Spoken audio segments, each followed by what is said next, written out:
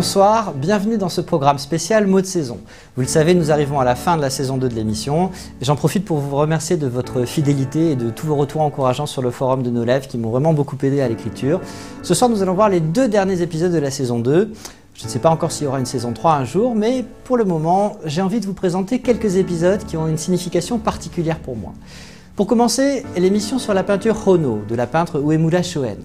En fait, c'est une peinture que j'ai découverte dans le musée national de Tokyo lors de mon 2e voyage au Japon.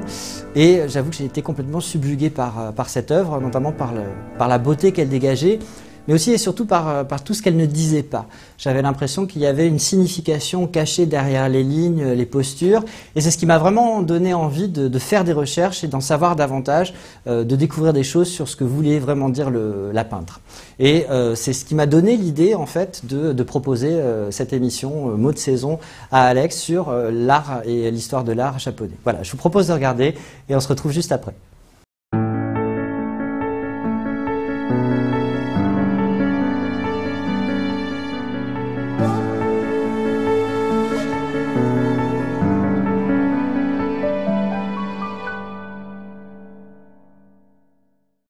L'ère Meiji, dans la seconde moitié du XIXe siècle, est une période de bouleversement politique important au Japon. Avec la fin du shogunat et la restauration de l'empereur, elle marque également la fin du sakoku, la fermeture du pays, qui a isolé l'archipel pendant plus de 2 siècles. Cette ouverture va avoir des conséquences directes sur l'art japonais. À la fin du XIXe siècle, face à la croissance de l'influence artistique occidentale, un mouvement conservateur prend forme afin de défendre l'art traditionnel nippon. C'est à cette époque qu'apparaît le terme Nihonga, littéralement peinture japonaise, par opposition au terme Yoga qui désigne la peinture de style occidental. Depuis, le terme Nihonga englobe toutes les œuvres faites selon les conventions, techniques et procédés de la peinture traditionnelle japonaise qui n'utilisent que des matériaux naturels. Eau, bois, papier, soie et pigments issus de minéraux, végétaux ou ossements animaux. À une époque où la peinture Nihonga est nettement dominée par des hommes, Uemura Shoen fait figure d'exception. Fille d'un marchand de thé à Kyoto, Shoen naît en 1875, 2 mois après la mort de son père. Très jeune, elle se passionne pour les estampes du grand maître Hokusai et montre de réelles prédispositions pour la peinture. C'est ce qui convainc sa mère Nakako de la laisser poursuivre une carrière de peintre professionnel, ce qui n'était alors pas considéré comme convenable pour une femme, normalement destinée au mariage. À l'âge de 12 ans, Shoen rentre à l'école des arts de Kyoto et étudie la peinture Nihonga sous l'égide de grands maîtres japonais comme Suzuki Shonen, Konoba Hirei et Takeuchi Seiho. Elle remporte son premier prix régional à l'âge de 15 ans et son premier grand prix national à l'âge de 25 ans. Après une carrière en dents de scie, elle devient en 1941 la première femme peintre à entrer à l'Académie japonaise des arts, puis en 1948, la première femme à recevoir l'ordre du mérite culturel japonais. Uemura Shoen s'est surtout illustrée dans le genre Bijinga, littéralement la peinture de belles femmes, très représentative de la peinture Nihonga. Parmi toutes les beautés féminines peintes par Shoen, Hono est sans doute l'une des plus remarquables. Dans cette peinture sur soie datée de 1918, Shoen reprend avec beaucoup de force et de sensibilité un thème célèbre de la littérature japonaise, le spectre de Dame Rokujo, dévoré par la haine et la jalousie. Le sujet provient d'une pièce de No datant de la période Heian, intitulée Aoi no Ue, elle-même basée sur un épisode du fameux Genji Monogatari, le dit du Genji, rédigé par une noble romancière du XIe siècle, Murasaki Shikibu. Le prince Hikaru Genji, fils de l'empereur écarté de la succession au trône, a épousé sa femme, Aoi no Ue, alors qu'il était très jeune, et a pris une maîtresse, Rokujo no Miyasu Dokoro.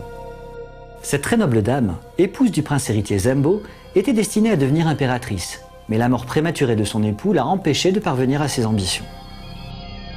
Délaissée peu à peu par Hikaru Genji, humiliée lors du festival annuel Kamo no Matsuri, Dame Rokujo devient folle de douleur en apprenant que l'épouse de son amant, Aoi no Ue, est enceinte.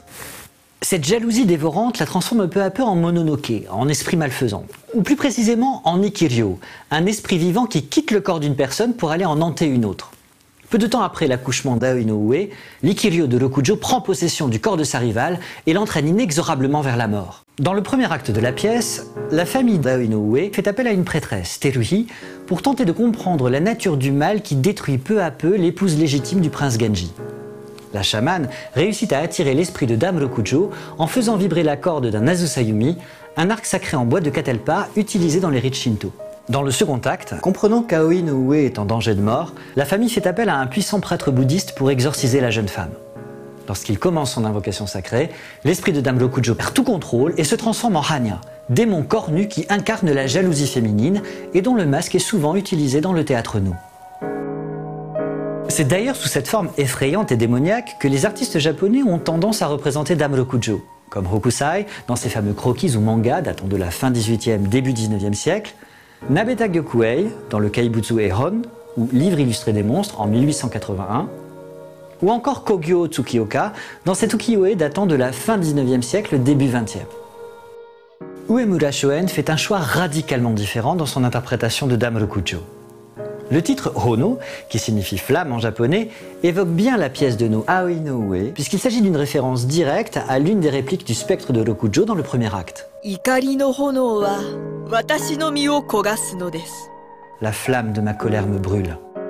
Traditionnellement, le personnage de Rokujo, comme tous les personnages féminins dans le théâtre no, était interprété par un acteur de sexe masculin. Or, c'est bien comme une femme qu'Uemura Shoen représente Rokujo sur cette peinture. Celle-ci présente toutes les caractéristiques d'une dame de haut rang de l'époque Heian. Le hikimayu, des sourcils épilés et redessinés plus haut sur le front sous forme d'ovale, avec une poudre de suie de sésame. L'oraguro, c'est-à-dire les dents teintes en noir. La peau très pâle, probablement éclaircie avec une poudre blanche nommée oshiroi. Des cheveux très longs, certaines dames les faisaient parfois pousser jusqu'à 2 mètres, et un kimono constitué de plusieurs hitoe, c'est-à-dire plusieurs couches de vêtements.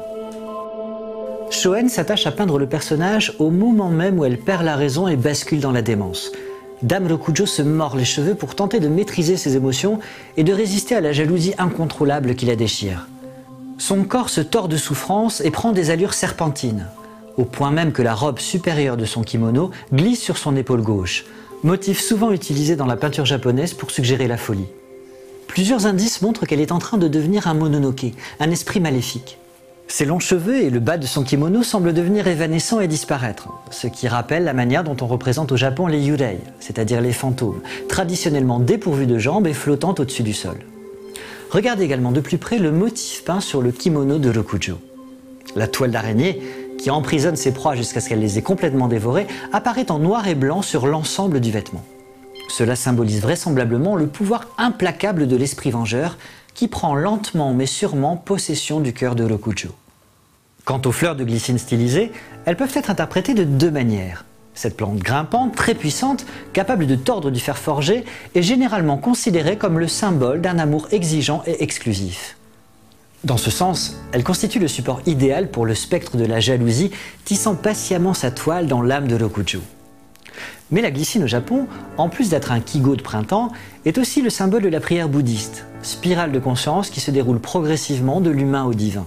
Dans ce cas, le motif sur le kimono de Dame Rokujo pourrait signifier que la haine qui la ronge, la toile d'araignée, l'empêche d'accéder à la lumière de Bouddha et de se délivrer de sa douleur. Le dernier indice pictural qui marque la transformation de la femme en esprit malfaisant est une autre référence directe au théâtre no.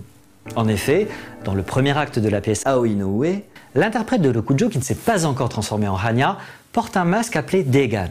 Ce masque féminin est reconnaissable à ses yeux colorés avec de la poussière d'or, qui non seulement symbolise la jalousie maladive et obsessionnelle de la jeune femme, mais indique aussi qu'elle appartient déjà à l'autre monde.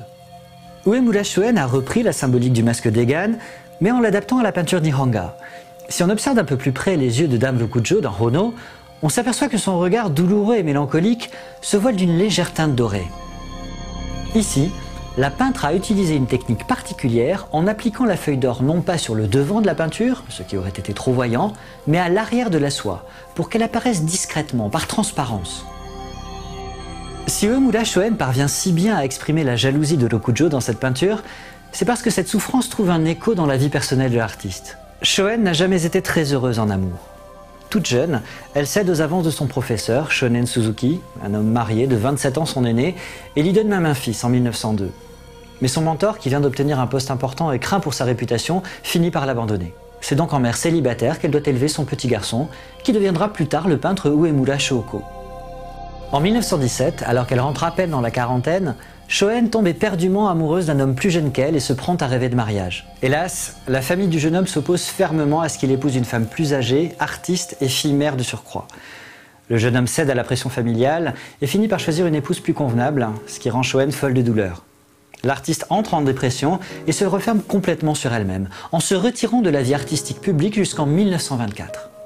Hono, qu'elle peint en 1918 à l'âge de 43 ans, peut donc être considérée comme une sorte d'autoportrait, dans lequel elle exprime sa propre haine, sa propre jalousie, et tente ainsi d'exorciser sa déception sentimentale. Cependant, elle le fait avec une grâce incomparable, sans fureur, sans excès. Tous les traits sont élégants et fluides. Rokujo paraît glisser dans son kimono de soie, les longues manches et les plis de sa robe paraissent presque liquides. Au lieu d'utiliser des tons chauds, comme on aurait pu s'y attendre en s'arrêtant au titre flamme, Shoen semble s'interdire le moindre soupçon de rouge et privilégier au contraire des teintes très fraîches. Les hitoe, les couches de vêtements, sont colorées dans diverses nuances de bleu et de vert. Le kimono est presque blanc, rehaussé d'un vert profond, d'un jaune et d'un mauve très doux pour les glycines. On est bien loin de la colère latine, excessive et passionnelle que l'on pourrait trouver dans les toiles occidentales. L'artiste nous montre plutôt l'image d'une douleur lancinante, silencieuse, solitaire et résignée, celle dans laquelle elle a vécu pendant de longues années. Tout en respectant les codes du Bijinga, Uemura Shoen a su s'approprier personnellement, voire intimement, un thème japonais classique pour le transcender en une œuvre à la fois poignante et envoûtante. Hono fait actuellement partie de la collection du Musée national de Tokyo, que je vous invite vivement à visiter si vous avez la chance de voyager au Japon. Je vous quitte avec ce haïku, également écrit par une femme, la nonne-poétesse Chiyo. Asagao wa kumo no ito ni mo saki ni keri. Le liseron du matin, malgré la toile d'araignée, a éclos.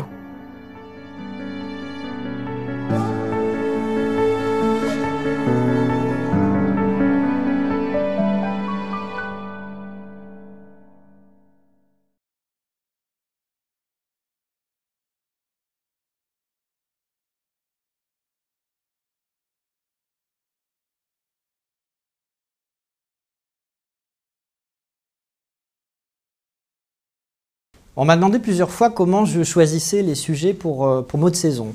Ben, en fait, j'ai presque envie de dire que ce sont les sujets qui s'imposent parfois d'eux-mêmes à moi. Pour vous donner un exemple, lors de la saison 1, pour me faciliter la vie, j'avais décidé de faire une émission que je pensais assez facile sur un yokai, un Gashadokuro, une espèce de grand squelette géant.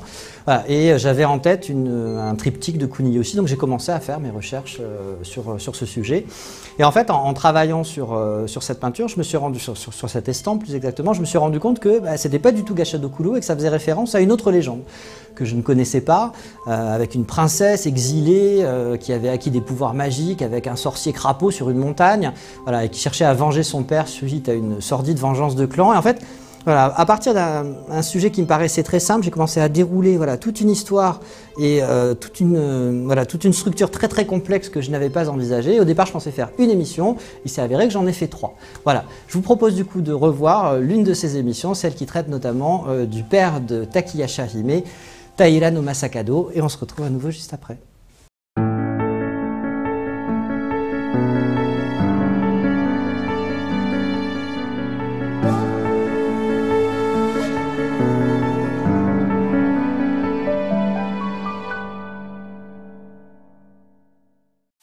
S'il est une figure féminine emblématique dans la littérature japonaise du XIXe siècle, c'est bien celle de Takayasha Hime. Cette princesse légendaire est sans nul doute l'un des personnages les plus protéiformes. Orpheline exilée, nonne défroquée, infatigable voyageuse, séductrice à la beauté fatale, guerrière vengeresse et puissante sorcière, elle a fasciné et inspiré un grand nombre d'artistes de la période Edo, en particulier ceux de l'école Utagawa, sur lesquels je reviendrai dans une prochaine émission. C'est en 1806 que l'auteur Santo Kyoden réactualise son histoire dans le roman intitulé Uto Yasukata Chugiden, légende de la loyauté d'Uto Yasukata. L'œuvre est ensuite adaptée pour le théâtre Kabuki en 1836 par le dramaturge Takarada Jusuke avec la pièce Yoni Uto Soma no Furugosho, amour filial dans le palais abandonné de Soma. Le succès est tel que la pièce sera rejouée très régulièrement pendant toute l'ère Edo, en particulier l'acte 6, intitulé Shinobi Yorukoi wa Kusemono, le plus généralement désigné sous le titre Masakado. L'école Utagawa que j'ai mentionnée était spécialisée dans la production d'estampes représentant des acteurs de kabuki. Voilà pourquoi on trouve de très nombreux ukiyo-e représentant les personnages de la légende de Takayasha Hime, interprétés par les acteurs célèbres de l'époque. Il convient de rappeler que dans le kabuki, tous les rôles féminins sont joués par des hommes. Gardez donc en mémoire que la plupart des xylographies représentant Takayasha que vous verrez dans les prochaines émissions représentent en réalité des onnagata. des acteurs entraînés à styliser la féminité dans leur jeu de scène. Mais revenons au cœur de la légende de Takiya Hime. Comme c'est souvent le cas, elle trouve ses racines dans un épisode historique lointain, datant de l'ère Heian. En 939 de notre ère, le samouraï Taira no Masakado se rebella contre l'empereur Suzaku, alors âgé de 16 ans, et dont la cour se trouvait à Kyoto. Après plusieurs victoires militaires fulgurantes, Masakado conquit la quasi-totalité du Kanto et s'autoproclama Shinno, nouvel empereur de la cour de l'Est, qu'il installa dans la province de Shimosa. Sa révolte fut pourtant de courte durée. En 940, Masakado fut mortellement blessé d'une flèche dans la tempe lors de la bataille de Kojima, ce qui ne l'empêcha pas de combattre jusqu'à son dernier souffle l'armée de Fujiwara no Hidesato, homme lige de l'empereur envoyé pour le défaire. Ce dernier ramena la tête du rebelle vaincu à Kyoto et l'exposa à l'extérieur du marché de l'Est pour en faire un exemple. Et c'est là que commence la légende. D'après la tradition, même après 3 mois d'exposition, la tête décapitée de Masakado ne se décomposa pas. Au contraire, son visage qui semblait toujours aussi vivant afficha peu à peu une expression féroce, ce qui attira une grande foule de curieux. Une nuit, l'effrayante relique se mit à briller de façon surnaturelle, puis s'envola toute seule. Après avoir parcouru un peu moins de 400 km, elle atterrit à Shibasaki, un petit village de pêcheurs situé sur le futur site d'Edo qui deviendrait plus tard Tokyo. Terrifiés, les villageois lavèrent la tête du défunt avec respect et, pour apaiser son esprit, enterrèrent la relique dans un petit sanctuaire en pierre, le Kubizuka, littéralement la tombe de la tête, originellement dans l'enceinte du premier temple Kanda-myōji. Dès la fin du Xe siècle, le fantôme de Masakado se manifesta à maintes reprises, poussant le voisinage terrorisé à lui faire régulièrement des offrandes pour l'inciter au repos. Au début du XIIIe siècle, la secte bouddhiste Tendai érigea un monastère à proximité, ce qui sembla déplaire à l'esprit de Masakado. Tous les moines furent décimés par la peste en quelques mois. Lorsqu'en 1616, le temple Kanda-myōjin fut délocalisé dans ce qui constitue aujourd'hui le quartier d'Akihabara, personne n'osa déplacer la tombe, considérée désormais comme celle d'un onryo, un esprit vengeur capable de nuire physiquement aux vivants. Même le gouvernement Meiji, qui installa son ministère des Finances juste à côté en 1896, se garda bien d'y toucher. Mais en 1923, après le grand tremblement de terre du Kanto qui détruisait une grande partie de Tokyo, notamment le quartier d'affaires d'Ootemachi, les autorités japonaises décidèrent finalement d'exploiter cet espace vacant. Après avoir préalablement fait fouiller le site à la recherche du crâne de Masakado, ce qui s'avéra vain, on fit raser le Kubizuka déjà abîmé par le séisme et on y érigea en 1924 une aile temporaire du ministère des Finances. L'onryo n'apprécia pas. Mais alors, pas du tout. En 2 ans, les accidents étranges et les morts inexplicables se multiplièrent parmi les employés du ministère et les responsables du projet urbain qui travaillaient sur le site. Au total, ce furent 14 personnes qui décédèrent, dont le ministre des Finances de l'époque, Hayami Seiji, qui rendit mystérieusement l'âme le 13 septembre 1926, alors qu'il n'était âgé que de 57 ans. En 1927, on se hâta donc de dégager la place pour construire un petit sanctuaire et apaiser l'esprit irrité du samouraï. Mais l'observance des rites annuels de purification se relâcha un peu avec la Seconde Guerre mondiale, ce qui sembla à nouveau irriter le fantôme. En 1940, 1000 ans jour pour jour après la mort de Taira no Masakado, la foudre frappa le ministère des Finances, provoquant un incendie qui détruisit la majeure partie du bâtiment jouxtant la tombe. Le gouvernement japonais décida qu'il était définitivement plus prudent d'aller construire son ministère ailleurs et confia la gestion du site à la mairie de Tokyo. Après la guerre, les occupants américains envisagèrent une dernière fois de raser le Kubizuka pour en faire un parking. Les travaux débutèrent, mais finirent par être abandonnés après une série d'accidents bizarres qui s'acheva par la mort d'un ouvrier inexplicablement écrasé par son propre tractopelle à quelques mètres de la tombe. C'est fou. Tous ces événements, pour le moins perturbants, même si certains relèvent sans doute de la légende urbaine, expliquent pourquoi le fantôme de Taira no Masakado est encore considéré de nos jours comme l'un des Nihon Sandai Honryo, c'est-à-dire l'un des 3 esprits vengeurs les plus puissants du Japon. Même après plus d'un millénaire, le Kubizuka fait toujours l'objet d'une réelle crainte superstitieuse. Si vous visitez Tokyo et que vous êtes tenté par un petit frisson ésotérique, n'hésitez pas à chercher ce minuscule sanctuaire perdu au milieu des gratte-ciel du quartier d'affaires, près de la sortie 5 de la station de métro Ootemachi, non loin du palais impérial de Tokyo. Gardez-vous bien d'offenser l'onryo de Masakado, il pourrait vous arriver des bricoles, mais profitez-en pour observer les petites statues de crapauds qui jouxtent la tombe et qui vont prendre tout leur sens dans la suite de l'émission. La légende du clan Taira ne s'arrête pas à la mort de Masakado, bien au contraire. L'aura de mystère surnaturel qui plane autour du Kubizuka nimbe également la descendance du samouraï rebelle. Après la mort de Masakado en 940, tout son clan est accusé de haute trahison envers l'empereur Suzaku. Sa famille et ses partisans sont exécutés sans pitié ou sommés de se faire seppuku. Seuls 2 de ses enfants, le jeune Yoshikado et sa sœur Satsuki Hime, réchappent miraculeusement au massacre et trouvent refuge dans un temple au pied du mont Tsukuba. Dans un premier temps, la belle et jeune Satsuki tente d'étouffer son désir de vengeance en se tournant vers le Bouddha. Elle devient nonne et prend le nom de Nyogetsuni. Le jeune Yoshikado, quant à lui, peu enclin à la religion, préfère explorer la montagne et s'entraîner au sabre, en chassant des gobelins par exemple, comme sur cette ukiyo-e de Tsukioka Yoshitoshi datant de 1866. Un jour, au détour de ses errances montagnardes, il croise le chemin d'un mystérieux vieillard, aussi chenu que jovial, qui se présente à lui sous le nom de Nikushisen. Cette rencontre va complètement bouleverser l'existence de Yoshikado et de sa sœur Satsuki. En effet, sous ses airs bonhommes, Nikushisen dissimule un incroyable secret. Cet ermite est en réalité Gamma Sennin, l'immortel au crapaud, doté d'une incommensurable sagesse et d'immenses pouvoirs magiques. La figure mythique de Gamma Sennin trouve son origine en Chine, dans le personnage semi-légendaire de Liu Hai, vénéré dans la religion populaire chinoise comme une divinité de la richesse et du bonheur, et traditionnellement représenté avec un crapaud à 3 pattes.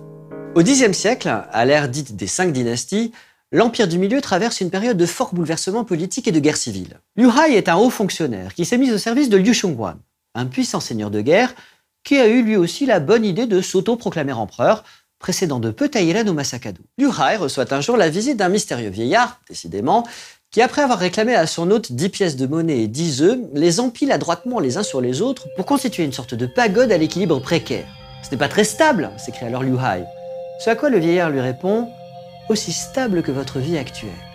L'étrange visiteur au regard perçant, qui n'est autre que Chongli Chen, l'un des 8 immortels du taoïsme, disparaît alors, laissant les œufs s'écraser pitoyablement sur le sol impeccablement ciré de la salle d'audience. Pour Liu Hai, le message est très clair. Dès le lendemain, il quitte le palais et ses hautes fonctions pour aller vivre en ermite sur une haute montagne, ce qui au final s'avère être un bon choix puisque son empereur Liu Xiongguan est peu de temps après destitué et décapité. Dans sa solitude sauvage, Liu Hai consacre sa vie à la sorcellerie et à la préparation de potions et de filtres.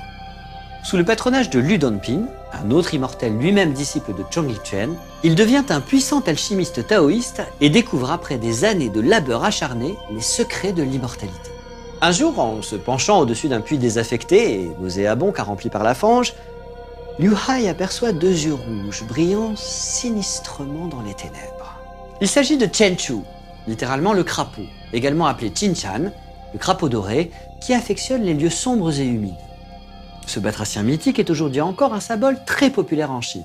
Le Feng Shui, l'art traditionnel d'aménager une habitation, préconise d'ailleurs d'en placer une petite statuette près de la porte d'entrée pour garantir la prospérité de la maison. Qinchan est une créature cosmique, symboliquement associée à la Lune par ses 3 pattes, qui évoquent le cycle lunaire, et à la Grande Ourse, dont les 7 étoiles sont très souvent stylisées sur son dos.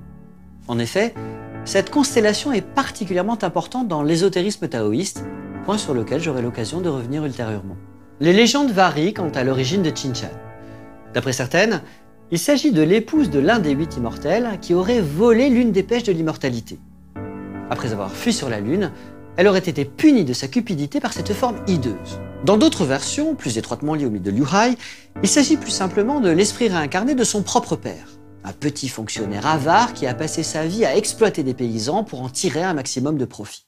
Quoi qu'il en soit, notre ermite comprend très vite l'intérêt de s'associer à une créature magique aussi puissante. Percevant l'avarice du crapaud monstrueux, Liu Hai attache au bout d'une ficelle plusieurs pièces de Yichi, qui ont l'avantage de présenter un trou carré en leur centre, et lance cet appât de fortune dans le puits. Grâce à cet habile subterfuge, il parvient à faire sortir Qinchan de sa tanière puante et à s'aliéner les services du crapaud à 3 pattes qui devient son fidèle familier. Devenu grand maître taoïste, Liu Hai prend alors le nom de Hai Chan-se, le crapaud marin, et se voit dès lors accompagné d'un batracien sur la plupart de ses représentations iconographiques. Très influencés par l'art chinois, les artistes japonais reprendront les mêmes codes graphiques pour représenter Liu Hai, peu à peu désigné dans l'archipel sous le nom de Gamma Sennin, l'ermite au crapaud. Un exemple intéressant avec cette peinture du XVIIIe siècle, où Soga Shohaku représente l'ermite en train de jouer avec son familier, tentant de l'attirer avec une pêche, symbole d'immortalité. L'animal, avec ses 3 pattes, semble bien en peine de l'attraper, ce qui paraît beaucoup amuser l'immortel. Gamma Sennin est encore parfois représenté sous les traits d'un jeune homme, comme c'était souvent le cas en Chine. C'est le choix que fait Utagawa Hiroshige sur ce super ukiyo-e datant de 1820 et qui montre l'ermite en pleine nature, conversant avec un aigle. Utagawa Kuniyoshi, en revanche, préfère prendre quelques libertés avec le personnage, considérant malicieusement qu'un immortel, à force de côtoyer des crapauds, doit bien finir par leur ressembler.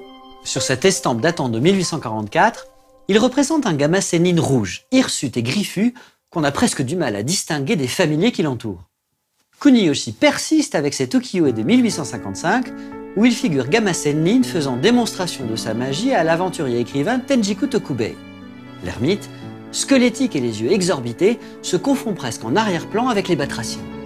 Utagawa Yoshitsuya, quant à lui, préfère donner à Gamma Sennin les traits d'un vieillard chenu, barbe au vent, méditant au sommet d'une montagne, tandis que ses fidèles crapauds chassent les serpents. C'est sous cet aspect que le jeune Yoshikado rencontre l'immortel sur le mont Tsukuba, et, ignorant tout de son identité, lui raconte sa disgrâce. Touché par son histoire tragique, Gamma Sennin propose à l'orphelin d'en faire son disciple et de lui enseigner son art occulte pour se venger des meurtriers de son père. Enthousiaste, le jeune homme accepte et entraîne avec lui sa sœur Satsuki, qui renonce immédiatement à son statut de nonne pour suivre les enseignements du maître batracien dans la montagne. Sur cet ukiyo-e d'Utagawa Kuniyoshi, Gamma Sennin fait aux deux jeunes gens une brillante démonstration de sa magie crapaud, en faisant apparaître, grâce à son souffle, une beauté féminine illusoire. Sur la partie droite du triptyque, on aperçoit Satsuki très attentive et respectueusement agenouillée au pied du maître crapaud qui trône devant sa grotte, entouré de ses familiers.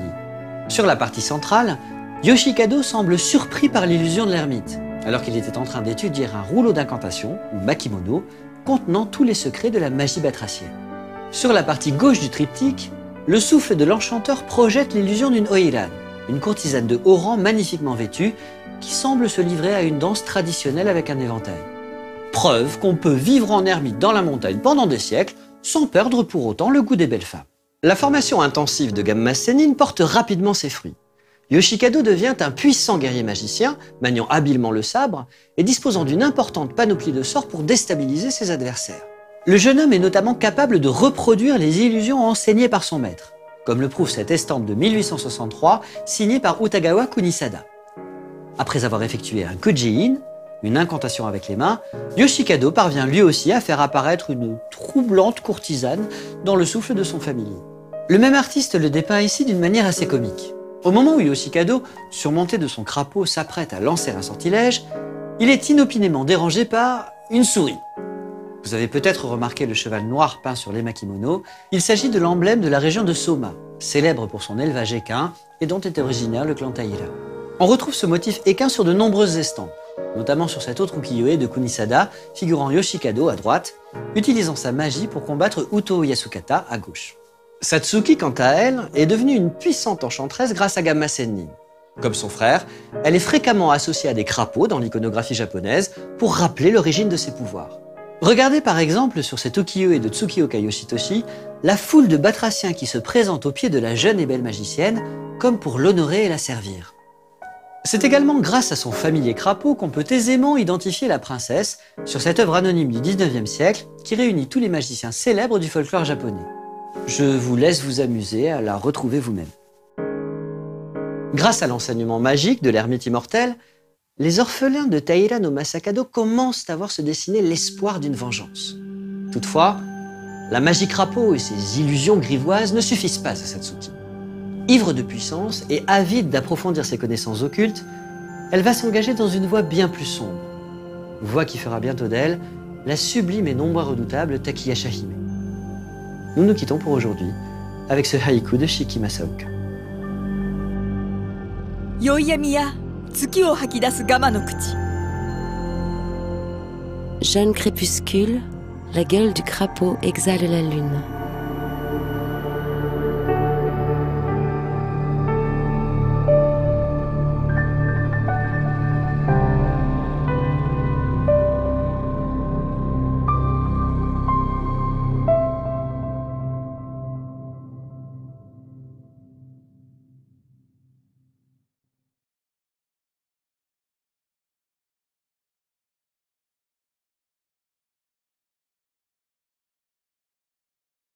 Nous avons vu 2 émissions de la saison 1 et là j'ai envie de vous montrer un épisode de la saison 2 parce qu'il a marqué un petit tournant pour moi dans l'évolution de l'émission, celui sur Yotsuya Kaidan.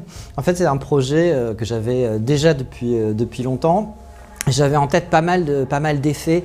Voilà, j'imaginais bien des effets spéciaux, des effets, des bruitages. Mais voilà, c'est vrai qu'au moment de la saison 1, je n'avais pas encore suffisamment envisagé les choses et le projet est un petit peu tombé à l'eau et je l'ai ressorti des cartons quand on a fait la saison 2.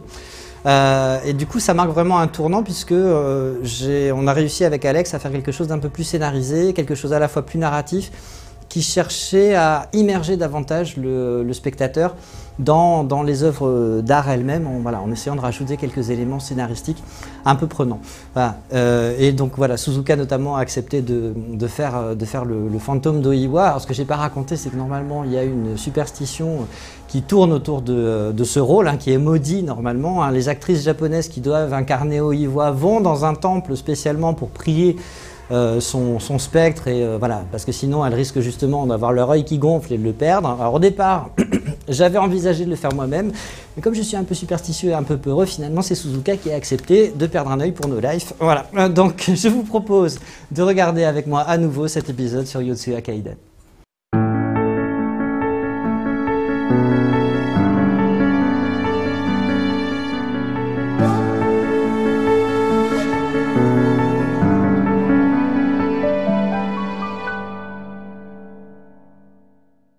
Tōkaido Yotsuya Kaidan est l'une des histoires de fantômes les plus célèbres du Japon.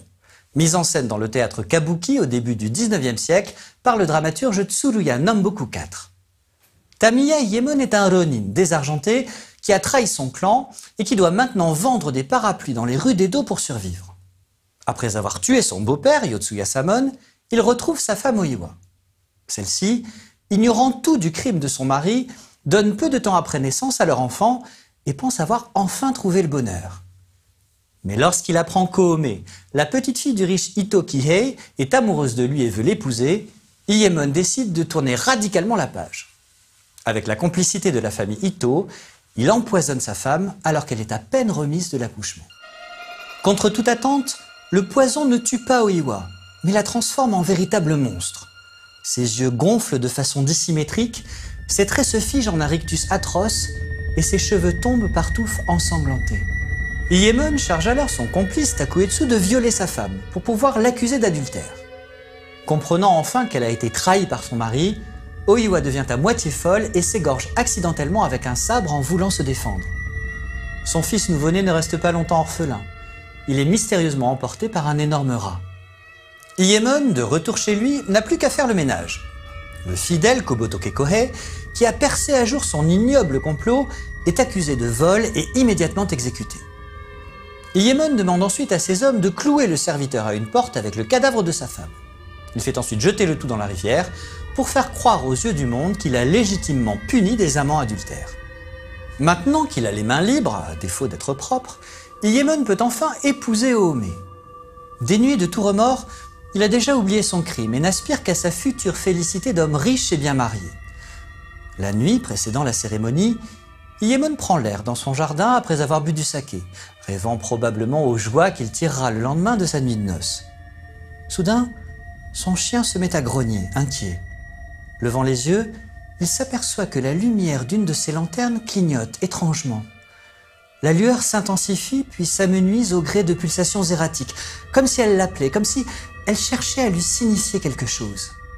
Intrigué, il s'approche, pensant devoir remplacer une bougie défectueuse, lorsque soudain la lanterne change de forme. Elle prend l'aspect du visage défiguré d'Oiwa qui siffle entre ses dents noires « Uragiri !» Trahison.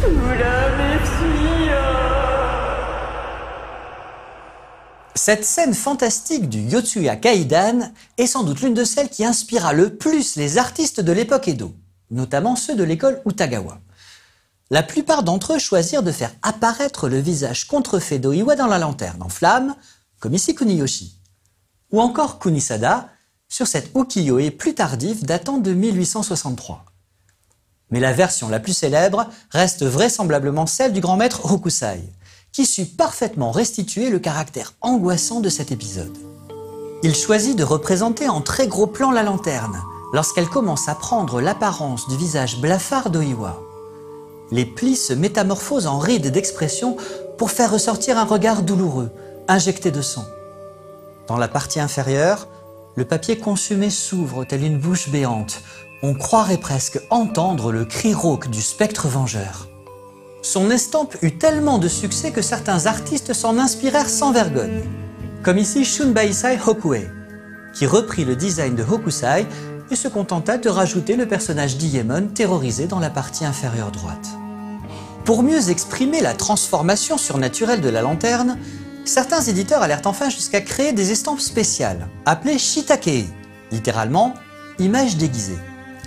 Il suffisait de soulever un petit cache en papier pour laisser apparaître le visage hideux du fantôme, comme sur cette ukiyo-e d'Utagawa Kunisada datant de 1884. Imaginez donc la terreur d'Iemon face au spectre de sa femme. Paniqué, il tente de lui asséner un coup de sabre, mais c'est peine perdue.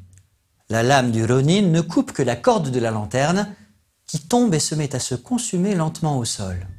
Le rire cristallin d'une femme résonne dans la nuit. D'abord bouleversé, Iemon reprend peu à peu ses esprits. Il finit par se convaincre que sa vision morbide est due au saké qu'il a bu plus tôt dans la soirée et va se coucher. Les noces d'Iemon et d'Ohome ont bien lieu le lendemain. Le riche docteur Ito Kihei est tellement heureux de marier sa petite fille qu'il lui offre un omamori, un petit sac talisman en brocart rouge censé lui apporter un bonheur matrimonial sans faille.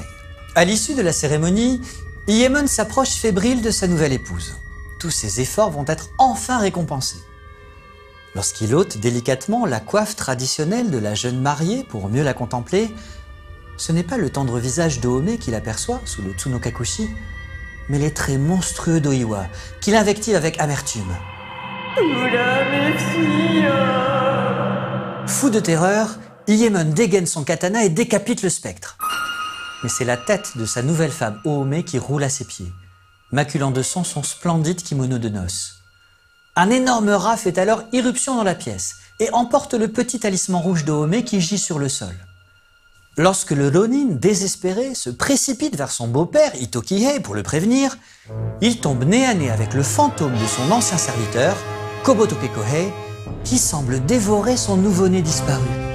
Hurlant de rage, Iemon frappe à nouveau et contemple médusé le cadavre ensanglanté de son beau-père qu'il vient d'assassiner. Un rire féminin éclate dans la pièce. La vengeance d'Oiwa ne fait que commencer. Quelques jours plus tard, Iemon considère ses perspectives d'avenir en pêchant à la ligne sur le canal Honbo, dont le nom évoque en japonais les gardiens de cimetières et les crémateurs. Perdu dans de sombres pensées, Iemon sent soudain que sa ligne accroche quelque chose. Pensant avoir fait une belle prise, il tire sur sa canne à pêche et voit surgir de l'eau la porte sur laquelle il a fait clouer son serviteur et sa femme accusés d'adultère. Sur la planche, il contemple effaré le corps décomposé d'Oiwa, dont la gorge ouverte et les mains percées continuent à saigner abondamment. Il ne peut détacher son regard de ce visage, atrocement boursouflé par le poison et par un long séjour dans l'eau. Les yeux vitreux d'Oiwa semblent encore le fixer pour lui reprocher cette traîtrise. C'est alors qu'Iemon aperçoit avec horreur le talisman qu'Ohome avait reçu de son grand-père le jour de son mariage. La main cadavérique d'Oiwa agrippe fermement le petit sac rouge et semble le tendre avec ironie à son ancien époux. Le Ronin essaie de repousser la porte tant bien que mal, mais elle se retourne brusquement et laisse apparaître le cadavre ligoté de Kohei, couvert d'algues et à moitié dévoré par les poissons. Le serviteur assassiné ouvre soudain les yeux, tend une main griffue vers son meurtrier et lui réclame avec force le remède qu'il avait apporté pour guérir sa maîtresse. Iemon, qui n'a pas perdu ses bonnes habitudes, frappe l'apparition funeste de son sabre et la porte regagne les profondeurs du canal Honbo. Dans le théâtre kabuki, cette scène du Yotsuya Kaidan est l'occasion d'utiliser une technique scénique spéciale appelée Toita Gaishi. 2 marionnettes de taille humaine sont fixées de chaque côté d'une large planche en bois, dotée de trous pour laisser passer la tête et les mains. Il suffit alors de retourner la planche pour que le même acteur puisse jouer à la fois le rôle des 2 spectres. Les artistes de l'époque Edo s'en inspirèrent d'ailleurs pour produire d'autres estampes shitakei. des images déguisées qui permettaient d'alterner les apparitions d'Oiwa et de Kohei. La plupart des grands maîtres de l'école Utagawa s'essayèrent à l'exercice, séduits par son aspect ludique. Kuniyoshi poussa même le jeu macabre jusqu'à rajouter des squelettes en décomposition des deux spectres. C'en est trop pour Iemon, qui décide de quitter Edo, non seulement pour échapper à de probables démêlés avec la justice, mais surtout pour fuir la vengeance du fantôme d'Oiwa. Il change son nom de Tamiya en Kamiya et se réfugie dans un ermitage sur Hebiyama, la montagne du serpent. Après ce long voyage, Iemon se croit hors de danger. Épuisé, il s'abandonne enfin au sommeil. Il fait alors un rêve délicieux. Redevenu samouraï, craint et respecté de tous, il s'égare un soir dans une forêt, après une longue partie de chasse. Apercevant une lumière au loin, il découvre dans une clairière un superbe pavillon d'été, dans lequel une merveilleuse jeune fille travaille, seule sur son métier affilé. Iemon tombe immédiatement amoureux de cette beauté troublante, aux cheveux de jais et à la peau d'ivoire. Lorsqu'il l'invite à sortir pour contempler les étoiles, elle accepte malgré son apparente timidité. La nuit est douce, seulement illuminée par une lune complice et le vol lancinant des lucioles. L'ambiance est propice à la séduction et la jeune beauté se met à danser. Iemon est comme hypnotisé par la délicate rythmique de ses pas et de ses mouvements d'éventail, par l'oscillation presque lascive de la petite lanterne de papier qu'elle brandit de sa main gauche. Autour d'elle, les lucioles forment un halo mouvant, presque surnaturel. Bouleversé, Iemon s'approche pour l'embrasser tendrement et sent soudain le goût du sang putréfié dans sa bouche. « Uragiri » s'entend-il murmurer à l'oreille par le spectre difforme et nauséabond d'Oiwa qui l'étreint avec force. Iemon se réveille en sursaut, trempé de sueur. Il comprend avec un frisson d'horreur qu'il doit impérativement apaiser le spectre d'Oiwa s'il veut lui échapper. Mais c'est trop tard.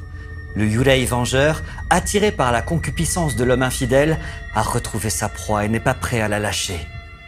Iemon décide d'allumer un feu sacrificiel, imaginant que des incantations bouddhistes suffiront à le protéger de la fureur de sa défunte épouse. Naïveté presque touchante. À peine commence-t-il à psalmodier ses mantras au-dessus du feu qu'une des lanternes de l'ermitage se consume et qu'en jaillit le Yurei d'Oiwa, sous sa forme la plus effrayante. Iemon est tétanisé par l'apparition pâle qui le fixe dans la nuit avec malveillance. Le Ronin redouble de prières, mais le spectre s'approche lentement, inexorablement. Son visage porte encore les stigmates du poison qui l'a défiguré. Ses yeux gonflés larmoient du sang, ses dents noires saillent sous ses lèvres gercées, ses rares cheveux jaillissent en touffes désordonnées de son crâne à moitié chauve. Le fantôme berce gentiment dans ses bras ce qui semble être un bébé, mais lorsqu'Iemon saisit l'enfant, il se rend compte qu'il s'agit en réalité de la statue d'un petit Jizo en pierre. Au Japon, le Jizo Bosatsu est une divinité bouddhiste chargée de protéger les enfants disparus prématurément. La symbolique est évidente. Il s'agit de rappeler à Iemon qu'il est responsable de la mort de son fils en bas âge. « Uragiri » hurle le Yurei, tandis que les murs semblent soudain se couvrir de serpents agressifs et que la fumée du feu s'épaissit jusqu'à ressembler aux cheveux de la défunte assassinée, cherchant à saisir le coupable. Pour qui sont ces serpents qui sifflent sur ta tête, Iemon ? Au bord de la folie, le Ronin sort précipitamment de l'ermitage, qui commence à prendre feu, et se retrouve pris dans une épouvantable tempête de neige. Hagard, il a juste le temps de faire quelques pas dans le blizzard avant de tomber sur Yomoshichi, le fils de Yotsuya-samon et frère d'Oiwa, venu venger son père et sa sœur. Iemon n'a même pas la force de se défendre et tombe sous son sabre. À l'agonie, il contemple le sang noir qui s'écoule de sa blessure mortelle et macule l'épais tapis de neige. La tempête s'est arrêtée, comme par magie. Juste avant de mourir, il entend le rire clair d'une femme se répercuter contre les parois glacées de la montagne. Vous comprenez sans doute maintenant pourquoi Tokaido Yotsuya Kaidan remporta un tel succès à la fin de la période Edo. Non seulement cette pièce de kabuki fut novatrice, en utilisant des maquillages effrayants et des effets spéciaux scéniques jusqu'alors inédits, mais elle bouscula surtout les codes sociaux, à une époque où la condition féminine était particulièrement difficile au Japon. L'histoire d'une femme bafouée, capable de revenir toute puissante d'entre les morts pour se venger d'un mari sans scrupules, frappa les imaginations et marqua durablement les esprits. La pièce de Tsuruya Namboku 4 connut d'ailleurs de nombreuses adaptations cinématographiques au XXe siècle, dont la plus célèbre demeure sans doute la version de Nakagawa Nobuo en 1959, encore aujourd'hui considérée comme la plus réussie. Après toutes ces émotions, je vous quitte sur une touche d'optimisme avec ce haïku de Tantaiki. 初恋や灯籠に寄する顔と顔 Premier amour, près de la lanterne, visage contre visage.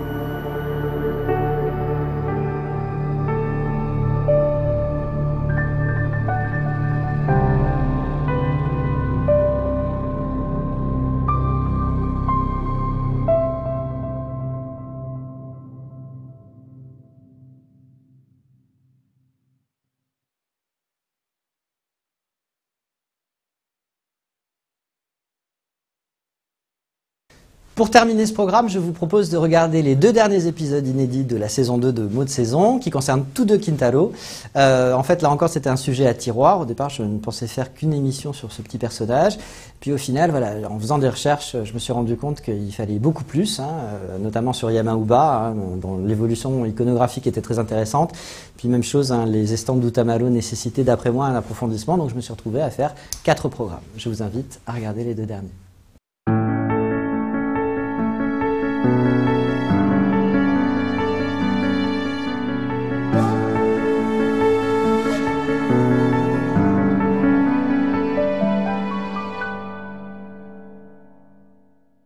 Masakari Katsuhide Kintaro Kuma ni matagari o mano keiko Hai shidodo hai dodo Hai shidodo hai dodo. Non, attendez, ne partez pas. Bon, d'accord, j'arrête le massacre. Je voulais juste vous faire entendre les premières notes de cette vieille comptine japonaise publiée en 1900 dans le Yonen Shouka, un recueil de chansons pour enfants. Composée par Tamura Torazo, elle est justement consacrée au héros qui nous intéresse aujourd'hui, Kintaro. Petit garçon à la force surhumaine élevé par une sorcière avec des animaux sauvages, Kintaro est un personnage folklorique extrêmement populaire au Japon, où il incarne la figure héroïque enfantine par excellence pour tous les petits japonais depuis l'ère Edo. Sa légende est très ancienne et remonte probablement à l'ère Heian, époque à laquelle aurait vécu un certain Sakata no Kintoki, guerrier semi-légendaire originaire de Minami Ashigara, sergent du célèbre héros japonais Minamoto no Yoremitsu. Admiré pour sa force exceptionnelle, Sakata no Kintoki aurait été lentement mythifié par la tradition populaire orale jusqu'à devenir un être d'origine surnaturelle, mi-homme, mi-démon. Toutes les légendes s'accordent en effet sur le caractère miraculeux de la naissance de Kintaro. La plus courante, rédigée au début du XVIIIe siècle par le dramaturge Chikamatsu Monzaemon, raconte que notre héros a été conçu par l'esprit vengeur de son père, Sakata no Tokiyuki, l'un des vassaux de Minamoto no Yorimitsu. Poussé au suicide par le déshonneur, Tokiyuki invoque son propre Onryo pour que celui-ci possède sa femme Yaegiri et lui permette d'enfanter un fils extraordinaire digne de servir son seigneur. Yaegiri, transformée par cette puissance vengeresse, devient Yamauba, la sorcière de la montagne, et fuit sur le mont Ashigara.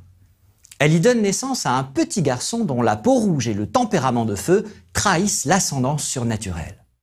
Ce petit Hercule Rubicon est popularisé à l'ère Edo par le théâtre Joruri et Kabuki, où il est parfois nommé Kaidomaru ou encore Kintoki, l'un des toponymes du mont Ashigara. Aujourd'hui, il est surtout connu dans l'archipel sous le nom de Kintaro, un composé du prénom Taro, que l'on donnait jadis au fils aîné dans les familles japonaises, et du kanji Kin, qui désigne l'or. Ce nom évocateur, que l'on peut traduire par le garçon doré ou le fils en or, va marquer très tôt l'iconographie du personnage. En effet, dès la fin du XVIIIe siècle, Kintaro est traditionnellement représenté comme un petit garçon vêtu d'un tablier harakage, sur lequel est justement brodé le kanji Kin. Certes, l'utilisation du caractère chinois permet sans doute d'exprimer à quel point l'enfant est exceptionnellement précieux, notamment aux yeux de sa tendre mère Yamauba, mais on peut aller encore plus loin. Dans l'alchimie chinoise, alors que les métaux relèvent généralement du principe féminin du yin, l'or fait exception. Métal solaire par excellence, il incarne l'essence pure du yang, le principe masculin. Ce n'est pas pour rien que les Japonais mâles désignent familièrement une partie précieuse de leur anatomie virile par le terme kintama, littéralement les boules en or. Le kanji kin, inscrit sur le tablier de Kintaro, assimile donc symboliquement le petit garçon légendaire au principe même de la masculinité. Il est l'incarnation de l'enfant mâle parfait. Dans certaines versions de la légende, Kintaro est le fils du dieu de l'orage, qui a visité Yamauba en songe sur le mont Ashigara sous la forme d'un dragon rouge. Voilà pourquoi l'enfant est presque systématiquement représenté avec une hache, appelée masakali en japonais, sur laquelle on peut souvent deviner une nuée rouge qui évoque la tempête. En effet, dans la plupart des civilisations, la hache est un emblème de force symboliquement associé à la foudre, puisqu'elle frappe à la vitesse de l'éclair et provoque des étincelles. Cette arme est par exemple l'un des attributs principaux du dieu de l'orage Teshub chez les Hittites, plus connu sous le nom de Baal chez les Cananéens. Dès la préhistoire, la hache est également associée à des rites agricoles de fertilité. On a ainsi retrouvé un grand nombre de haches en pierre polie datant du néolithique, qui n'étaient pas utilisées comme des armes, mais comme des offrandes votives, peut-être pour lutter contre la sécheresse et favoriser les récoltes, comme c'est encore le cas chez les Dogons au Mali. Chez de nombreux peuples, la hache est donc une sorte de symbole phallique de la puissance céleste masculine qui, après avoir frappé la terre de son ardeur foudroyante, la féconde de sa pluie bienfaisante. L'association iconographique de Kintaro avec la hache, mais aussi avec d'autres objets comme le tambour ou le maillet, n'est donc pas seulement un moyen de rappeler l'ascendance miraculeuse de l'enfant avec l'orage. Elle permet aussi, tout comme le kanji kin, de l'assimiler au principe masculin du yang, celui de la force virile indomptable. Sur le mont Ashigara, Kintaro grandit sous le regard bienveillant de sa mère Yamauba et sous la tutelle d'un vieil homme mystérieux, qui se fait parfois appeler Shibakari Mokuemon, parfois Mitanoshi ou encore Yamagatsu. Il s'agit en réalité de l'esprit de la montagne, Yamanokami, qui s'est incarné en sage vieillard ermite pour pouvoir observer de plus près les progrès de l'enfant prodige et lui servir de mentor. Il est vrai que Kintaro a bien besoin de sagesse, car il a tout du petit sauvageon. Sa force surhumaine fait de lui une véritable tornade destructrice. À 8 ans, il est déjà capable de fracasser des rochers ou de déraciner des arbres à main nue. Pour canaliser cette énergie débordante, Yamagatsu encourage donc le garçon à utiliser ses talents pour prêter main forte aux bûcherons de la montagne. Il pourra non seulement les aider à abattre les arbres, mais aussi à les débiter grâce à sa hache. Pourtant, malgré ses efforts, Kintaro n'arrive pas à sympathiser avec les bûcherons. Les hommes acceptent ses services, mais ils craignent cet enfant démon, fils d'une sorcière sur laquelle circulent d'atroces rumeurs de cannibalisme. Kintaro, en manque d'amis, se tourne donc tout naturellement vers les animaux de la forêt, chez lesquels il va trouver de sympathiques compagnons de jeu, non seulement beaucoup plus tolérants que les humains, mais surtout bien plus amusants. L'enfant apprend très rapidement leur langage, leur manière de vivre, et développe une affinité particulière avec Saru, le singe, symbole de ruse et de sagesse, Usagi, le lièvre blanc, symbole du dévouement, et surtout Kuma, l'ours, symbole de force par excellence, qui va devenir l'animal totem de Kintaro. Avec ses amis les animaux, le turbulent Kintaro fait les 400 coups sur le mont Ashigara. Parmi les loisirs préférés des petits garnements, la chasse au Karasu Tengu, des divinités mineures des montagnes qui doivent leur nom à leurs ailes et à leur bec de corbeau. Première technique éprouvée, secouer violemment les arbres pour faire tomber les pauvres créatures des hautes branches où elles se cachent habituellement. Remarquez ici le sérieux et la concentration avec lesquels Kintaro se livre à cette activité sous les yeux de sa mère Yamauba, occupée à recoudre un kimono, pendant que des singes se jettent sur les Karasu Tengu débusqués pour les capturer. Et si jamais la créature se montre un peu trop récalcitrante, un bon coup de bambou derrière le crâne met généralement fin à ses velléités d'indépendance. Mais pourquoi donc capturer des Karasu Tengu, me direz-vous? Eh bien, pour faire des combats, pardi. En Asie, les combats d'animaux sont une tradition millénaire. Depuis l'Antiquité, on fait s'affronter des coqs ou des chiens, comme en Europe, mais aussi des poissons, des araignées ou des insectes. Bien que cette pratique puisse nous sembler aujourd'hui barbare, à juste titre, elle était très populaire au Japon à l'époque Edo et subsiste d'ailleurs encore de nos jours dans certaines régions de Shikoku ou de Kyushu. Pour se distraire, Kintaro organise donc ses propres joutes de volatiles sur le mont Ashigara, mais en utilisant la faune fantastique locale.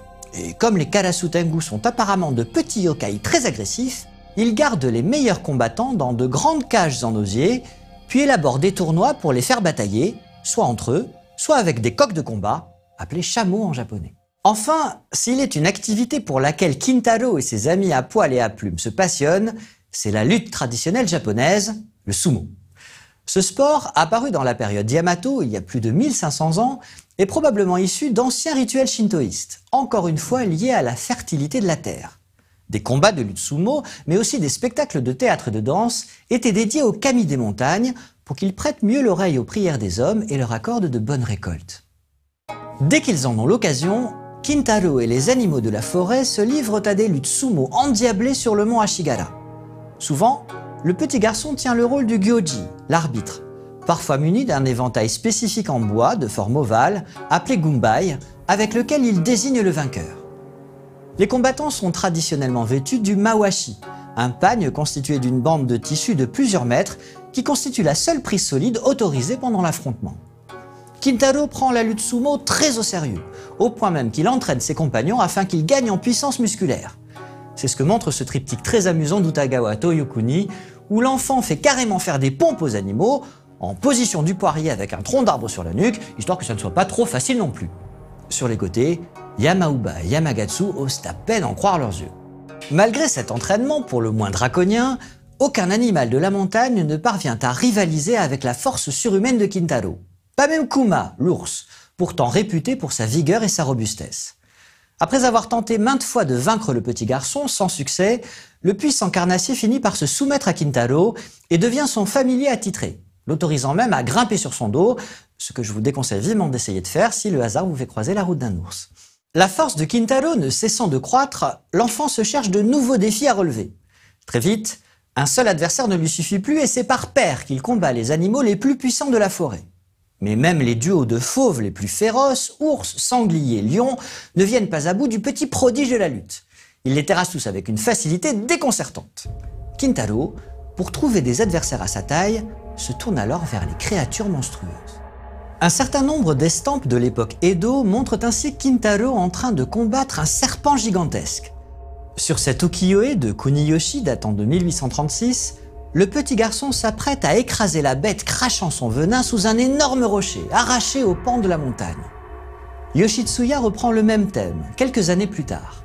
Kintaro, disparaissant presque sous les anneaux constricteurs du serpent géant, lui bloque la mâchoire avec sa hache, ou l'écarte carrément avec ses pieds et mains nus, au mépris du danger que représentent les crocs du reptile, aussi acérés qu'empoisonnés.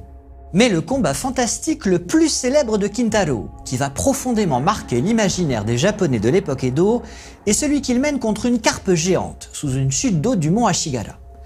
De nombreux artistes montrent le petit garçon agrippant fermement l'énorme poisson, l'immobilisant avec ses bras et ses jambes, comme s'il se livrait à une prise de sumo. Malgré les écailles visqueuses de la prodigieuse créature aquatique, Kintaro parvient à la maintenir sous les trompes étourdissantes de la cascade pour la soumettre.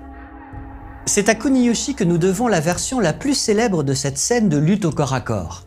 Ce grand maître de l'école Utagawa a su figurer ici toute la vigueur du jeune héros, rivalisant à la fois contre la puissance de la carpe géante et celle de la cascade. La manière dont les combattants fendent littéralement le courant fait ressortir le corps rouge et massif de Kintaro, tandis que le relief écailleux du poisson monstrueux apparaît à travers un remarquable effet de transparence. L'artiste exprime enfin toute la violence du torrent à travers la multitude de petites taches blanches et lumineuses qui parsèment l'ukiyo-e, traduisant de façon très suggestive les projections de gouttes d'eau. Reconnaissant la supériorité physique de Kintaro, la carpe géante finit par se soumettre au petit garçon phénomène, acceptant même, tout comme l'ours avant elle, de lui servir de moyen de transport. Yamauba a à peine le temps d'apercevoir son fils plongé dans les turbulences du torrent, agrippé au gigantesque poisson, pour partir à la découverte des profondeurs subaquatiques où il croise une petite tortue étonnée, symbole de longévité. L'association fréquente de Kintaro et de la carpe dans l'art japonais a bien entendu une haute valeur métaphorique. En Asie, les carpes sont un emblème de force et de virilité. D'après la tradition chinoise, la carpe qui remonte inlassablement le courant des fleuves et des cascades pour se reproduire finit grâce à sa persévérance par se transformer en dragon et s'envoler pour rejoindre les cieux.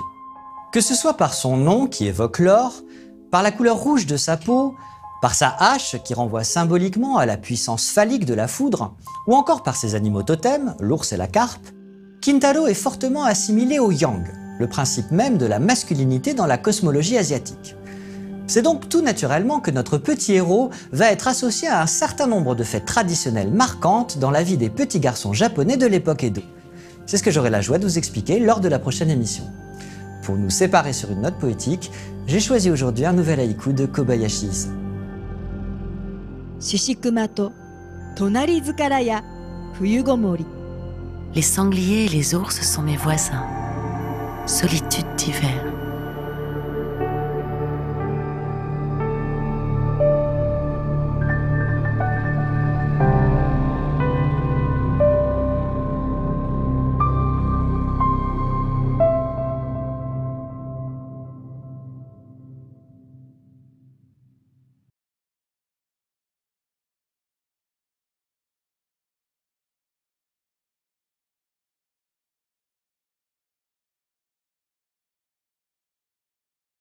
Nous arrivons au terme de ce programme et je vous laisse profiter du dernier épisode de la saison 2 de Mots de saison.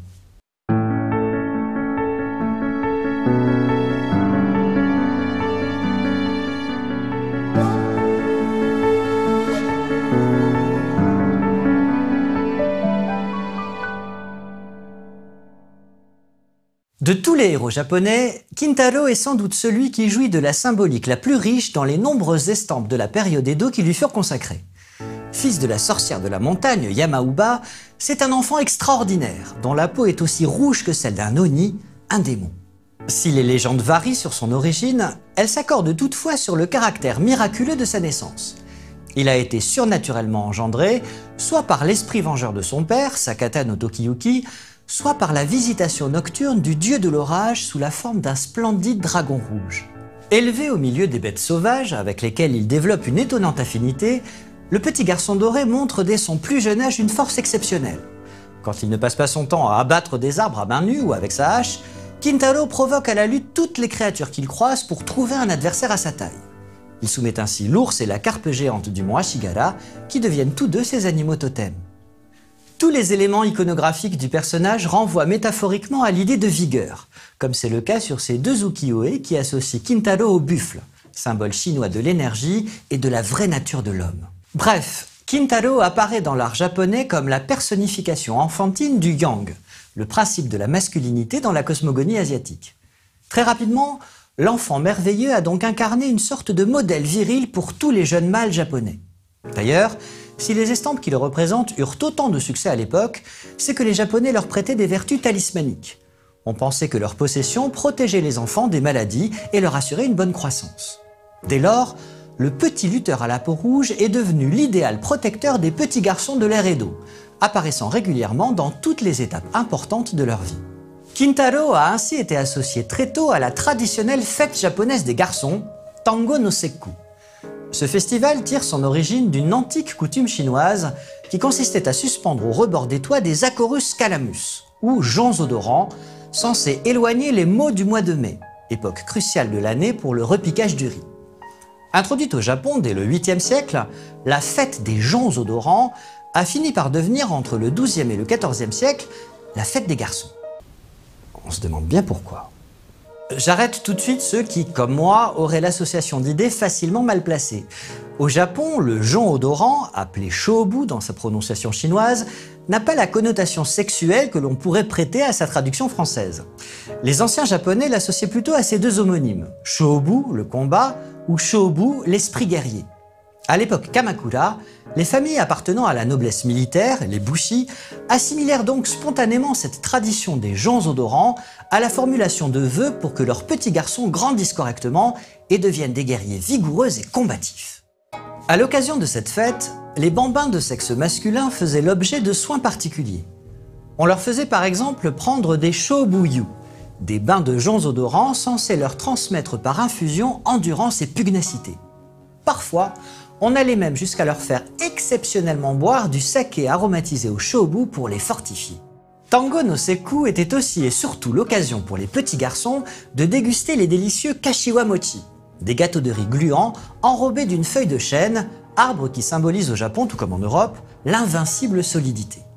À l'ère Kamakura, les familles de guerriers commencèrent enfin à décorer le tokonoma de leur maison à l'occasion de cette fête. Pour honorer la puissance virile, les foyers les plus aisés exposaient une armure complète de samouraï, tandis que les plus modestes se contentaient généralement d'un simple casque, le kabuto. On disposait également dans l'alcôve des bouquets de joncs odorants en fleurs, des gâteaux kashiwamochi déposés en offrande votive et surtout des gogatsu ningyo, littéralement des poupées de mai, parmi lesquelles vous pouvez justement reconnaître une figurine de Kintaro pêchant une carpe. De fait, depuis l'époque Edo et jusqu'à notre époque, on fabrique spécialement des poupées de Kintaro, parfois d'assez grande taille, pour les exposer lors de la fête des garçons. L'image du petit lutteur surhumain est censée protéger l'enfant et lui insuffler sa puissance physique et son esprit combatif. Aujourd'hui, Tango no Sekku a bien évolué. Les joncs odorants qui ornaient jadis les toits ont été progressivement remplacés par les koinobori, des bannières carpes qui symbolisent la force et la persévérance. Et la fête a changé de nom peu après la Seconde Guerre mondiale. Appelée maintenant Kodomo no Hi, le jour des enfants, sans distinction de sexe, elle est célébrée par les familles japonaises chaque année, le 5 mai, pour assurer la bonne santé et la croissance de leur précieuse progéniture. Kintaro en reste l'une des figures emblématiques. Sa poupée orne toujours les tokonoma et les Kintaro Ame, des bonbons cylindriques qui laissent apparaître le visage du héros quand on les coupe, font toujours le bonheur des petits gourmands. Les estampes de l'ère Edo associent également Kintaro à un autre moment important de la vie des petits japonais mâles, le Genpuku, c'est-à-dire le passage du statut d'enfant à celui d'adulte. Tout comme la fête des garçons, cette cérémonie d'origine chinoise fut introduite au Japon au 8e siècle, pendant l'ère Nara. L'âge auquel les garçons célébraient le Genpuku varie grandement en fonction des époques, oscillant entre 10 et 20 ans, mais le rituel restait globalement le même. Le jeune adolescent abandonnait tout d'abord sa coiffure d'enfant. Il était rasé pour pouvoir porter le chonmage, chignon traditionnel des guerriers qui permettait à l'origine de fixer le casque kabuto sur le sommet du crâne. Je m'attarde quelques secondes sur ce diptyque d'Utagawa Kunisada II pour vous faire remarquer l'expression amusante de Kintaro lorsqu'il découvre son crâne fraîchement rasé dans le miroir. Sa nouvelle coupe a l'air de le laisser sans voix. Après cette première transformation capillaire, l'adolescent se dépouillait de ses vêtements puérils pour revêtir un costume d'adulte, le kimono Monsuki, porté avec un pantalon hakama et une veste haori brodée aux épaules du kamon, l'emblème de son clan, ici remplacé par le kanji kin de Kintaro. À l'issue de cette cérémonie, le garçon devenait enfin un homme. On lui remettait son premier katana, en lui apprenant notamment la manière correcte d'effectuer le seppuku, le suicide rituel en cas de déshonneur. De quoi oublier définitivement l'insouciance de l'enfance. À l'époque Edo, la popularité de Kintaro prend une telle envergure que son rôle dépasse largement celui de simple mascotte du Tango no Sekku ou du Genpuku. Non content d'être un prodige de force, modèle de tous les petits nippons, Kintaro adopte peu à peu un aspect plus ésotérique, celui de l'enfant porte-bonheur qui soumet les puissances surnaturelles. En effet, Kintaro ne s'est pas contenté de se mesurer aux bêtes sauvages les plus puissantes du mont Ashigara. Lassé par le peu de résistance qu'offraient les ours, les lions, les carpes et autres serpents géants, le petit lutteur a décidé de s'attaquer à un plus gros gibier. Les démons, appelés Oni en japonais, voire carrément les dieux, les kami en personne. Plusieurs estampes représentent notamment Kintaro terrassant Reiji, le dieu de l'orage, son propre père d'après certaines légendes. Il y a sans doute une analyse oedipienne très intéressante à faire, mais je ne m'y risquerai pas aujourd'hui. Yoshitsuya montre ainsi l'enfant dans une pose très héroïque, brandissant sa hache sans craindre les éclairs qui zèbrent le ciel noir, pour renverser à ses pieds la divinité furieuse. Mais c'est Kuniyoshi qui nous offre à nouveau la version la plus surprenante de cette scène. Ici, Kintaro, toujours impavide, attrape le kami impuissant par le collet, comme un vulgaire lapin, pour lui arracher le cercle de tambour taiko avec lequel il produit le tonnerre. Au-delà de son aspect humoristique, cet ukiyo-e avait probablement la fonction d'un omamori, un talisman chargé de protéger le foyer de la foudre et des incendies. Peut-être parce qu'il est né de l'union surnaturelle d'une sorcière et d'un onryu, ou d'un kami-dragon, Kintaro montre effectivement une étonnante affinité avec les démons, qui deviennent, tout comme les animaux, ses joyeux compagnons de jeu. On les voit par exemple ici jouer de la musique tandis que Kintaro fait danser un ourson sur sa main, ou encore aider patiemment le petit héros à peindre le portrait d'un acteur de kabuki sur un cerf-volant. Pourquoi pas. La plupart du temps, les estampes expriment la supériorité de Kintaro sur les démons, qui paraissent honorer le petit garçon comme leur maître, sinon comme leur dieu. Sur celle-ci, ils escortent solennellement Kintaro qui semble participer à une procession sur le dos d'un sanglier géant. Sur celle-là, ils portent l'enfant en triomphe sur une sorte de mikoshi, littéralement un palanquin divin, traditionnellement utilisé lors des fêtes Matsuri pour faire défiler les kami dans les rues. Enfin, sur cet ukiyo-e de 1840, Kuniyoshi représente Kintaro trônant sur un rocher, entouré de 2 démons et tenant entre ses mains un livre sur la couverture duquel est inscrit Mukashi Mukashi, l'expression japonaise qui introduit les contes, un peu comme notre « Il était une fois ».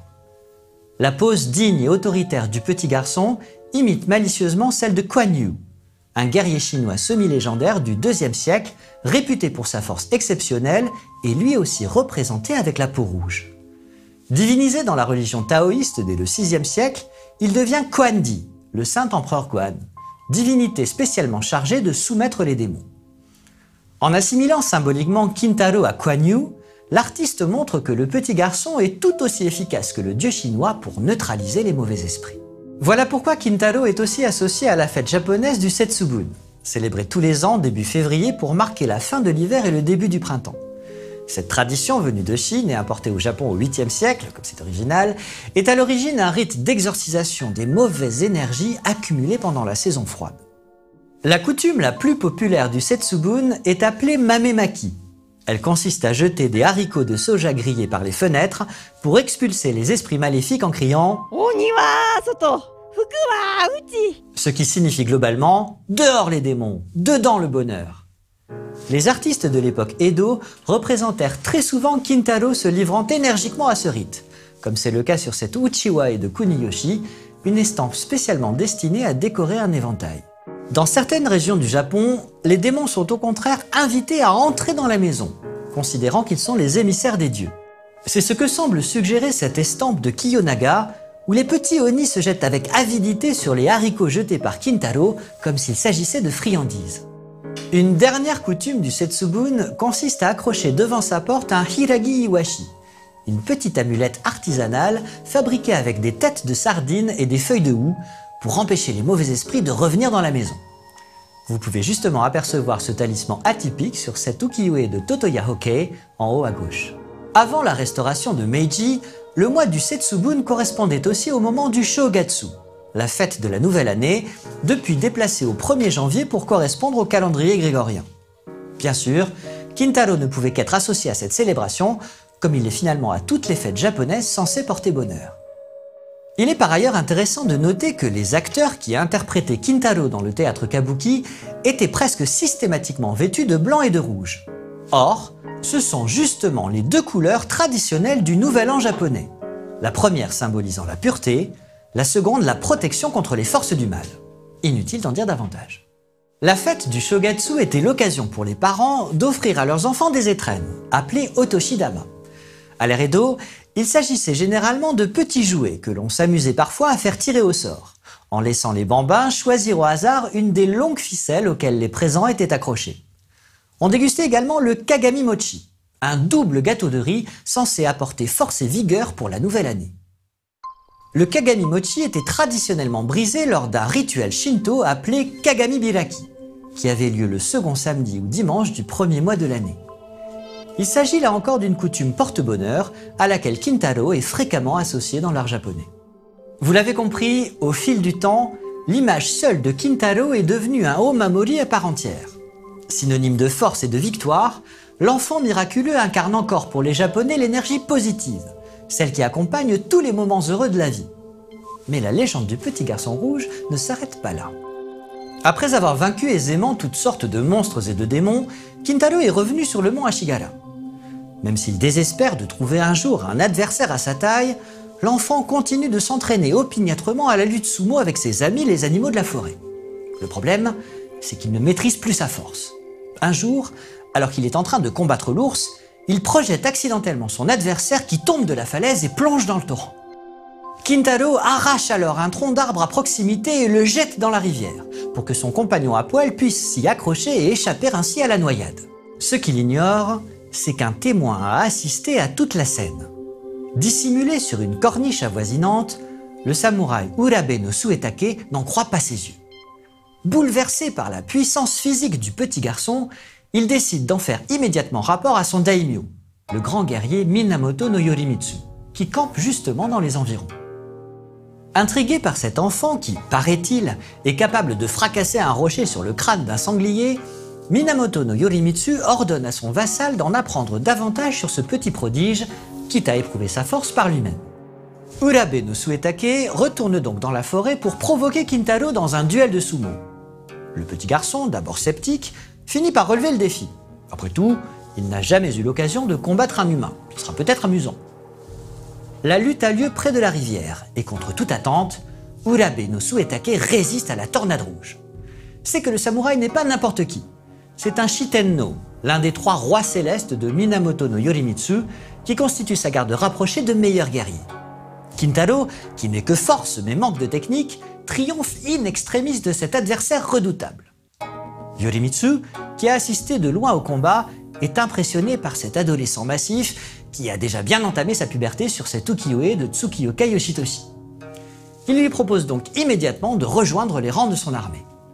C'est alors que survient Yamauba, qui révèle à Yorimitsu que Kintaro n'est autre que le fils de son ancien vassal, Sakata no Tokiyuki, et que l'enfant est justement destiné à le servir. Kintaro quitte donc sa mère et le mont Ashigara pour suivre Minamoto no Yorimitsu. Changeant de vie, il reprend le nom de son défunt père et se fait dorénavant appeler Sakata no Kintoki. Sous la tutelle de son nouveau maître, l'adolescent apprend à maîtriser sa force surhumaine et devient rapidement le 4e Shitenno du grand héros Yorimitsu. Avec ses compagnons, il va vivre d'incroyables aventures et vaincre les monstres les plus effrayants, comme Tsuchigumo, la monstrueuse araignée de la terre, ou encore Shutendo-Oji, le gigantesque ogre démon du mont Oe. Mais ça, c'est une autre histoire que je vous raconterai peut-être une autre fois si vous êtes mais alors vraiment très sage. Je vous quitte pour la 3e fois consécutive, car c'est un poète que j'apprécie beaucoup, avec un haïku de Kobayashi Issa. Kobouzu yo, mo hitotsu warae, ume no hana. Petit garçon, ris encore une fois, floraison de prunier.